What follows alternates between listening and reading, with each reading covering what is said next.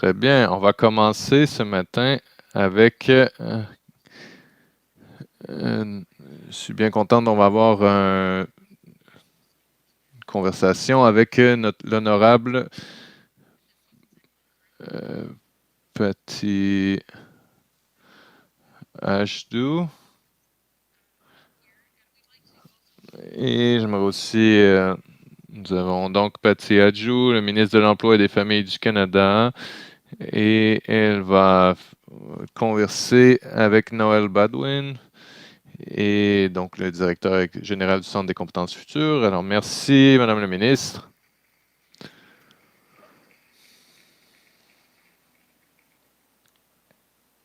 Bon matin à tous. Vraiment un plaisir d'être avec vous tous. Merci Trisha et Rob pour l'invitation. Et je vais entrer à la partie moins formelle de cette conversation. J'aime beaucoup plus les conversations informelles parce que ça permet d'alimenter la curiosité. C'est ce que je vais commencer aujourd'hui en remerciant. Je sais qu'ici, nous avons beaucoup de gens qui travaillent dans l'espace de la formation, de l'éducation et politique. Et le travail que vous faites est plus critique que jamais. Je dirais que ça l'a toujours été, mais bon, c'est pas mon premier rodéo dans l'emploi. Et j'ai été ministre de l'Emploi et du Travail en 2017. Et je travaille avec M. Morneau sur ce concept des compétences futures. Et j'étais à l'annonce quand les compétences futures ont été lancées. Et à cette époque, c'était un peu une idée euh, audacieuse et d'essayer de projeter. Comme vous le savez, c'est difficile de se projeter dans l'avenir, mais de savoir où nous irons en tant qu'économie, où nous irons en termes de compétences futures. On savait que la numérisation, l'IA, allait jouer un rôle important dans l'emploi du futur, de l'avenir, et nous sommes dans l'avenir maintenant. Mais évidemment, ça continue. Je dirais qu'il y a une grande différence entre 2017 et maintenant. Évidemment, nous n'avons plus le même premier ministre, mais on est aussi dans une époque fondamentalement différente. Il y a des choses quand même qui nous sont similaires. Dans une petite femme de l'Ontario comme moi et d'un petit village d'Ontario comme moi, nous avons perdu des secteurs il y a 5 ans, 5-10 ans, que nous croyons que c'était permanent et c'était des secteurs solides de nos industries, dans nos pays, dans notre. Il y a des secteurs qui s'effondrent, c'est dramatique, c'est terrifiant, ça brise le cœur, et en certains cas, les communautés ne peuvent pas s'en remettre. Et je crois qu'on doit commencer de cet endroit d'honnêteté. Dans le travail que nous faisons, les Canadiens et Canadiennes sont terrifiés. Les Canadiens et Canadiennes qui perdent leurs emplois sont les plus terrifiés en ce moment. Mais les Canadiens et Canadiennes qui regardent cela et s'inquiètent sur ce que ça peut vouloir dire pour eux-mêmes, pour leur famille, pour leurs enfants. Ils sont donc inquiets.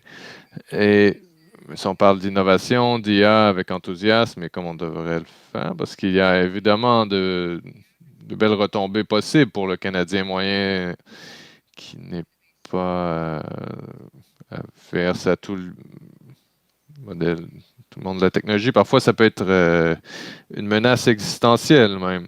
Et même un de mes fils qui est en communication, il regarde contemple l'idée de retourner à l'école parce que sa formation, sa profession d'écrivain et de communication elle sera remplacée par l'utilisation de l'IA rapidement. Et je serais d'accord avec lui parce que je suis une utilisatrice vorace de l'IA. Je l'utilise de plusieurs façons en politique, dans la campagne. L'IA m'a permis de mieux écrire des messages, écrire des lettres, de réécrire des tweets, des histoires à une vitesse que je n'aurais jamais cru possible. Et c'est quelque chose aux élections précédentes que j'avais des difficultés à faire parce que ça prenait beaucoup de temps. Et ça ne l'est plus maintenant. C'est un simple exemple. Comment est-ce que l'innovation et la technologie est en train d'interrompre notre processus de travail. Nous avons un nouveau premier ministre qui comprend la réalité dans laquelle nous sommes. Pas simplement. Mais si on regarde l'évolution rapide aussi des technologies et tout le déplacement de l'emploi qui en découlera, et on se pose ces questions que les Canadiens et Canadiennes veulent se demandent aussi. Est-ce qu'on doit adapter notre force du travail à ce monde perturbé? Et quelles sont les futures compétences nécessaires pour les Canadiens pour continuer d'alimenter la croissance? Et nous devons investir en nous-mêmes en tant que pays et investir dans les infrastructures qui nous servent. On a l'occasion ici de faire une différence. Il y a des opportunités pour s'assurer que le Canada peut se diversifier, avec qui nous faisons du commerce et pouvons continuer de construire les infrastructures qui nous permettent de continuer de faire ce commerce.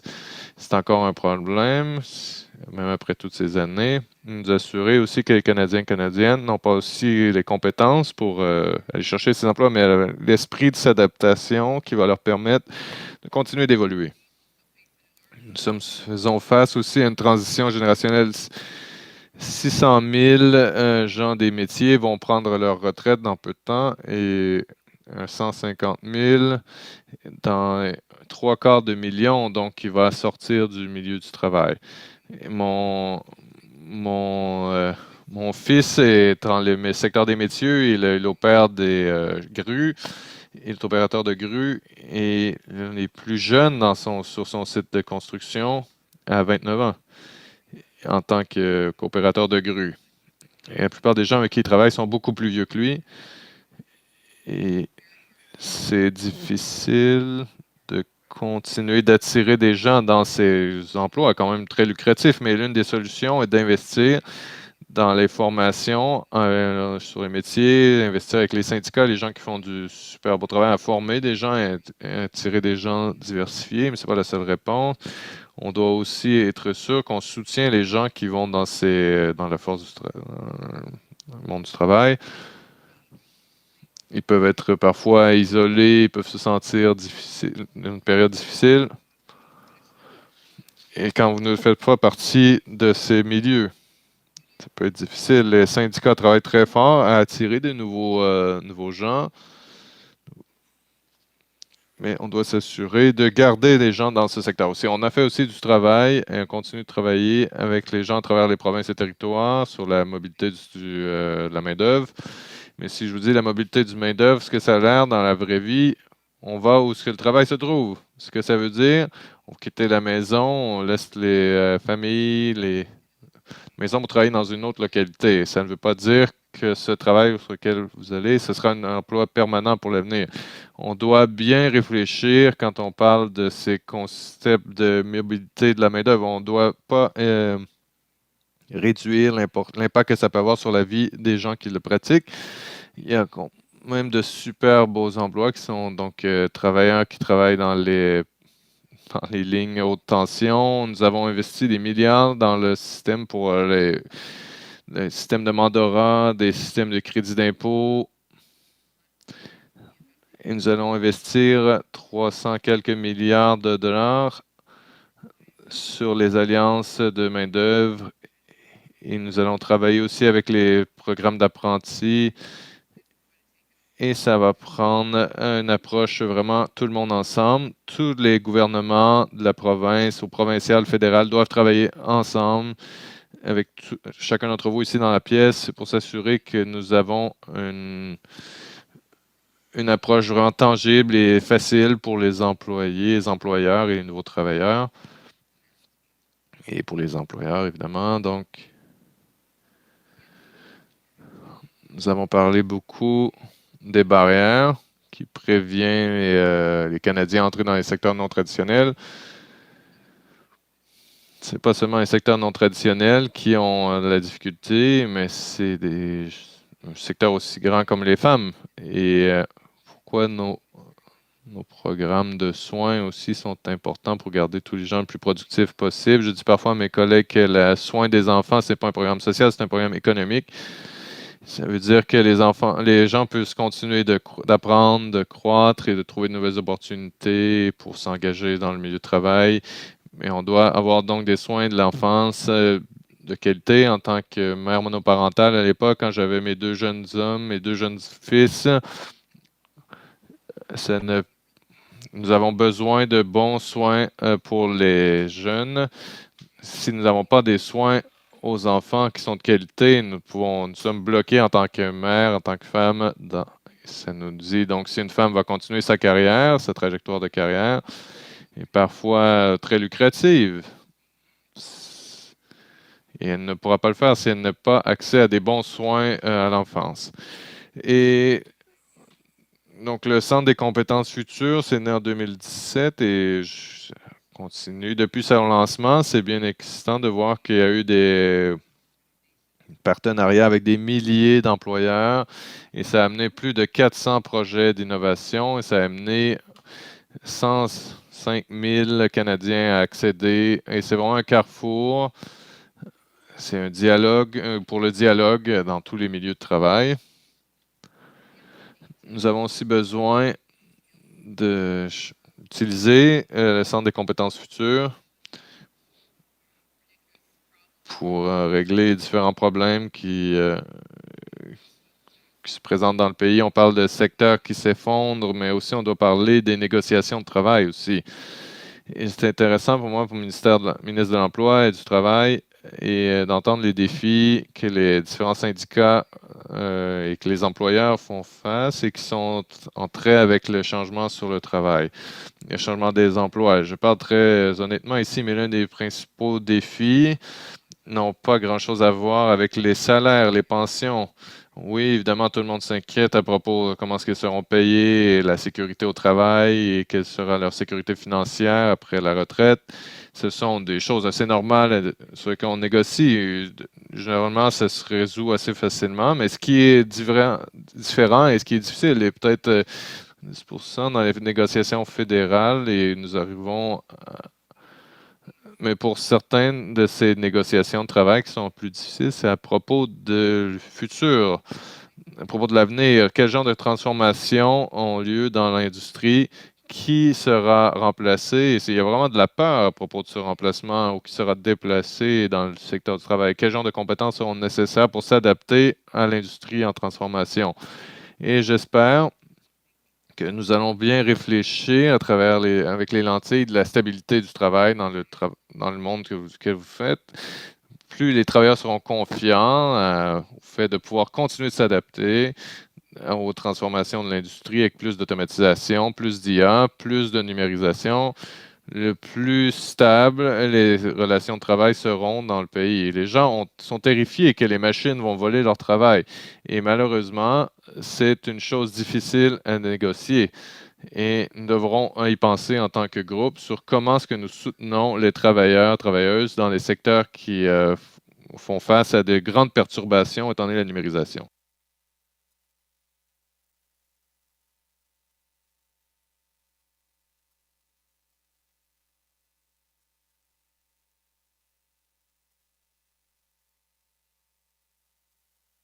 Ce que je dirais, c'est qu'il y a des gens qui ont absolument besoin d'un emploi et nous devons voir, en fait, c'est une danse plutôt délicate entre les régions qui ont besoin d'individus et ceux qui ont des difficultés, qui sont capables, en fait, de répondre aux demandes, que ce soit pour les employeurs. Et en fait, il faut avoir une certaine balance, un équilibre. Donc, le gouvernement fédéral tente. En fait, il y a des petits outils que nous avons sortis depuis l'année dernière. Et en fait, au niveau de l'immigration, c'est un accélérateur en fait de revenus, comme au niveau du nord, des pilotes et les commerces, en fait, dans le nord de l'Ontario, et des emplois en fait de qualité, et aussi au niveau des stratégie globale de talent et en fait une évolution pour avoir en fait des talents, une évolution, et aussi au niveau des personnes pour faire de la recherche, des éducateurs. Nous devons faire du travail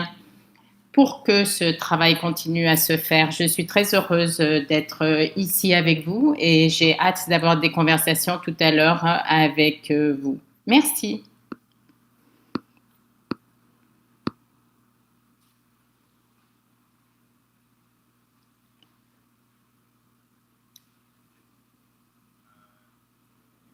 Merci, Madame le ministre. C'était vraiment de très bonnes réflexions pour l'ouverture aujourd'hui et je crois que le défi au niveau des actions que vous désirez, en fait, c'est très ouvert et honnête, des conversations. Bien sûr, c'est un point de départ très important. Et durant les dernières années, oui, nous voulons en fait regarder chaque côté de la médaille et donner les opportunités. Merci beaucoup pour ceci.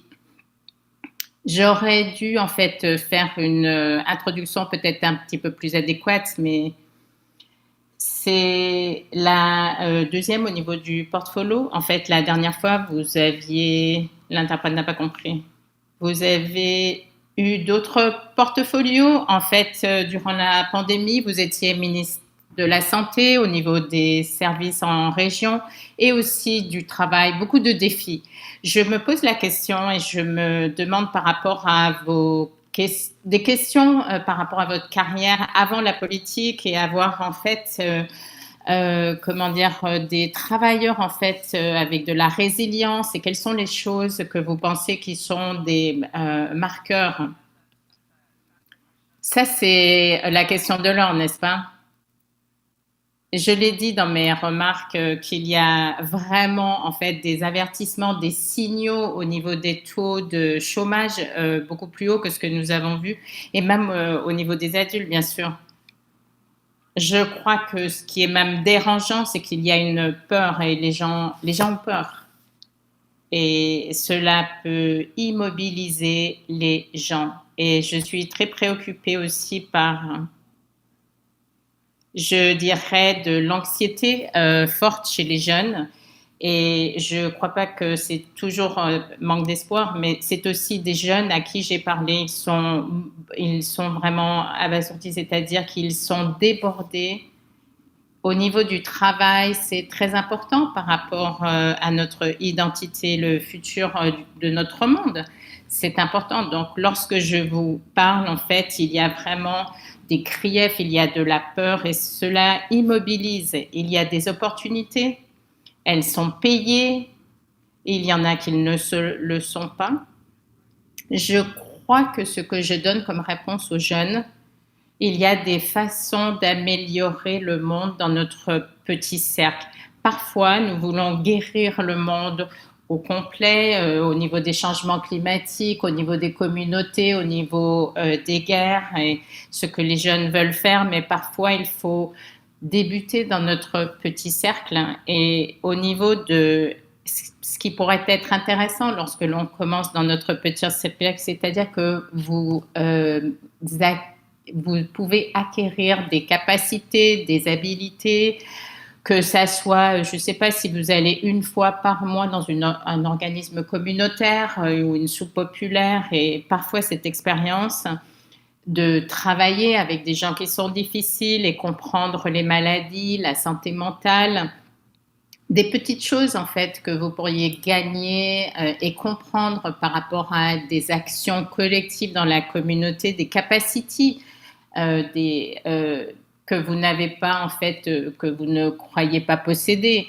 Et je crois qu'il y a des opportunités à travers des programmes qui pourraient être contemplés, que ce soit au niveau canadien, euh, Green Core, Youth Environment Core. J'ai eu une réunion avec eux la semaine dernière et en fait l'espoir qui est décrit au niveau des projets en fait dans leur communauté, des choses comme au niveau de la prévention des incendies dans les petites communautés, c'est-à-dire au niveau que ça soit par exemple du ménage ou autre, ou en fait de l'entreposage. Il faut être créatif, il faut écouter de quelle façon nous allons supporter les jeunes. Ultimement, s'ils déconnectent, ils n'ont pas d'espoir, c'est là où il y aura un problème. C'est très difficile lorsqu'ils sont déconnectés. Il faut le garder connecté, bien sûr, et leur montrer en fait le chemin par rapport à ce qu'ils font et qui crée des connexions. Et au niveau du travail et des carrières, vous avez parlé durant votre séance d'une très forte demande pour les gens qui avaient vraiment des capacités particulières et au niveau des soins de la santé. Quelles seraient les choses qui vous excitent ou qui vous rendent optimiste en fait? Et je crois que votre réflexion sur la mobilité était très importante par rapport à l'impact des gens qui bougent. Nous avons besoin de plus d'individus. Donc, ce que vous voyez que nous pouvons construire. Je crois que certaines provinces le font bien. Nous sommes le gouvernement fédéral, donc nous ne pouvons pas, en fait, au niveau de ce qui est plus jeune, au niveau de 12. C'est une fédération, c'est-à-dire que au niveau provincial aussi, il y a une réintégration, c'est-à-dire un accès aussi aux différents domaines, que ça soit au niveau des années plus juniors et au niveau des capacités spécialisées. Et je parle après l'école secondaire, c'est-à-dire de telle façon, c'est jamais trop tard. Donc en fait, c'est comme un peu un U-turn. Si vous l'intégrez au niveau des salles à l'école, et c'est-à-dire il y a plus d'exposition au niveau des opportunités, et aussi en fait au niveau de ma génération, c'est-à-dire aller à l'université un peu partout. En fait, si vous n'étiez pas allé, c'était comme vous étiez en fait un citoyen de seconde classe. C'est un sigma en fait. Pour s'assurer à ce que les gens comprennent que ça soit un très bon chemin de carrière, bien sûr. Donc, c'est-à-dire avoir une maison depuis 3 ans, ça au niveau en fait du nord de l'Ontario, c'est une histoire en fait, c'est pas peu commun au niveau des métiers spécialisés. Donc, au niveau des syndicats, vous pouvez monter les rangs, je dirais, d'une certaine façon assez rapidement, mais il faut que ça soit normalisé. Les enfants doivent être exposés, c'est-à-dire pas seulement à le domaine, mais aussi les opportunités qui sont disponibles. Je voudrais vraiment applaudir en fait les provinces qui l'intègrent de 0 à 12 au niveau du paysage et des valeurs de la dignité en fait, de faire en fait un peu tout, c'est-à-dire toutes ces capacités spécialisées, je dirais. Donc, je ne vais pas en faire toujours parler de mon fils, mais c'est-à-dire au niveau des crane operations, c'est pas comme si je regarde travers la fenêtre et puis je vais comprendre. Non, il y a aussi des outils numériques. Il y a aussi vraiment des capacités spécialisées. C'est très technique, même moi, je ne les connais pas toutes. Donc, quelque chose, peut-être que les jeunes ne savent pas conceptualiser, c'est-à-dire au niveau de ce qui est opérationnel. Les jeunes, lorsqu'ils sont exposés à ce que c'est un domaine en particulier et ce que ça produit, la valeur et au niveau des perspectives d'emploi, ça change. Mais nous aussi, il faut qu'on prenne le temps aussi. Et depuis longtemps, nous devons le traiter, c'est-à-dire il n'y a pas que l'université. Ça, c'est un problème d'attitude, c'est pas la réalité. Ces attitudes, en fait, ils ont besoin de différents outils, n'est-ce pas, pour changer. Je vais changer maintenant de sujet. Ma fille m'a demandé si je fais l'IA, mais je ne savais pas trop comment lui répondre. Honnêtement, j'essaie de l'éviter plutôt. Moi, je l'utilise quotidiennement avec ChatGPT. En fait, mon député, il est ici, je pense qu'il commence à en avoir marre parce que je lui en parle, parce que je lui dis que ChatGPT, en fait, a de meilleures réponses. Ouais, effectivement. Mon point, ça serait, ça arrive. Donc, si nous ne nous adaptons pas en tant qu'individu, en tant que personne qui faisons de la recherche, ces outils, en fait, il y a plein de questions, en fait. C'est au-delà, en fait, au-delà de ma vision de pratique, mais vous pouvez parler de Evan, il va être très heureux en fait d'en parler pendant très longtemps. Ce que je dis, c'est que c'est viable cet outil, ça nous fait faire mieux notre travail finalement. Pourquoi l'éviter? Comment pourrions-nous l'intégrer de façon intègre? C'est-à-dire qu'il faut avoir de la preuve, vous ne pouvez pas disséminer en fait n'importe quoi ou des mensonges. Cela fait partie du défi de l'IA. Si nous en parlons comme c'est un remplacement, oui, bien sûr, c'est terrifiant. Mais si nous nous en parlons par rapport à l'évolution, comment cela peut nous faire évoluer, amplifier, c'est-à-dire au niveau des capacités dont nous allons avoir besoin pour les utiliser de façon intègre, avec confiance, je crois que c'est un outil de valeur. C'est de cette façon-ci que je l'utilise. Mais moi, je fais des tas de choses, c'est-à-dire au niveau des documents que j'envoie à l'IA, mais au niveau de collecte de fonds, au niveau de ce que j'écris à mes constituants. Pourquoi est-ce que j'allais essayer d'écrire la meilleure lettre alors que je peux l'avoir avec quelques clics, n'est-ce pas? Ben, c'est de la propagande, on peut l'appeler ainsi, nous l'avons tous, mais en fait, essentiellement, vous écrivez votre lettre et puis 2 secondes plus tard, ça y est, vous l'avez, puis vous l'envoyez sur Tweet. Les enfants le font. Et c'est pas en fait illégal, c'est utilisant en fait un outil.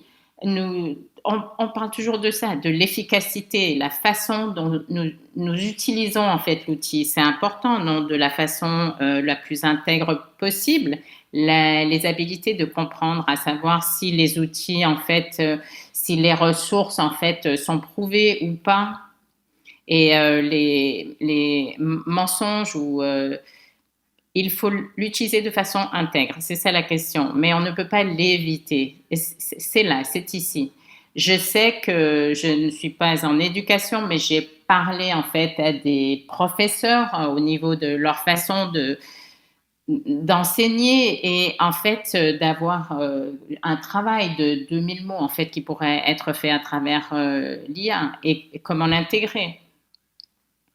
Au niveau de l'AI et au niveau, en fait, des individus. Je ne vous ai pas donné une belle prémisse, mais votre réponse était magnifique. Il y a des collègues après vous, donc est-ce que vous désirez faire vos derniers commentaires? Final, je dirais que tout le monde a sa place dans cette économie et je ne crois pas que tout le monde comprend ceci. Je crois qu'il y a des tas de gens dans ce pays en fait qui ont laissé pour compte derrière. Donc, au niveau des services autochtones, en tant que ministre, en fait, il y a tellement d'opportunités dans ces communautés, il y a tellement de promesses dans ces communautés entières en fait, de gens qui croient qu'ils n'ont pas de voix, mais ils ont des idées et du potentiel fabuleux. C'est difficile parfois d'aller dans ces endroits. Les gens ont plus de difficultés à avoir accès à l'internet, à participer à des événements, à aller à l'école ou etc. Et ça me fait de la peine d'avoir encore ce genre de problème. Il y a des tas de nouveaux outils qui peuvent accélérer ceci. Il faudrait que tout le monde, en fait, puisse comprendre que chacun a son potentiel. Et lorsqu'ils le savent, lorsqu'ils sentent qu'ils ont, en fait, c'est une place et ils servent à quelque chose. C'est pas juste au niveau de la productivité, mais c'est aussi plus de cohésion, plus sécuritaire au niveau de la démocratie, de la protection de notre pays, l'unité. Canada, c'est fort, mais il y a des tas de gens en fait qui n'ont jamais vraiment eu le sentiment en fait qu'ils ont leur place dans cette société. Donc les leaders, en fait, leur boulot, je dirais, c'est ceux qui ne sont pas ici à la table, qui n'a pas accès à mes services et comment le faire, ce sont les gens qui en ont besoin le plus.